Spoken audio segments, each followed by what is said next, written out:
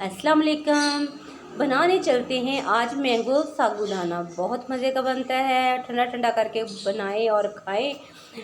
सबसे पहले आपने इसको बनाने के लिए 4 चम्मच सागुदाने के लिए कि इसको 1 कप पानी के अंदर भिगो के 20 मिनट के लिए रख देना है। इसके बाद आपने 2 बड़े साइज़ के आम लेने हैं, इनके छिलके उतार के इनको इस तरह कटिंग कर लेना है, गिटलियों से सेपरेट कर ले और एक ग्राइंडर वाले जग के अंदर डाल के इसके जब आपने आम डाल के इसके अंदर 2 घूंट के करीब पानी डाल दें और फिर इसको एक मैंगो प्यूरी की तरह तैयार कर लें।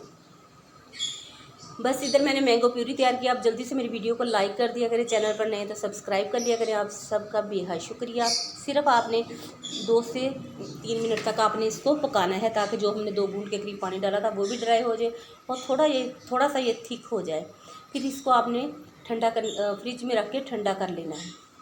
इसके बाद आज चलते हैं हम साबूदाने की तरफ, जिसके लिए 1/2 लीटर मैंने दूध लिया है। इसके अंदर इलायची पाउडर डाल दूँगी। जब बॉयल आना शुरू हो गया तो फिर इसके अंदर हमने 4 से 5 चम्मच चीनी के डाल देने हैं। आप मीठा अपने हिसाब से कम या ज़्यादा कर सकती हैं। और जो भिगोया हुआ साबूदाना था ना वो इसके अंदर डाल के इसको हमने पका लेना है और बिल्कुल थिक सा कर लेना है हमने। बस इधर हमारी जो साबूदाना है वो थिक हो रहा है। आप जल्दी से मेरी वीडियो को लाइक कर दें, चैनल पर नए हैं तो सब्सक्राइब कर लें। आप सबका बेहद शुक्रिया। साबूदाना इधर थिक हो गया तो फिर हमने फ्रिज में रख के इसको अच्छे से ठंडा कर लेना है।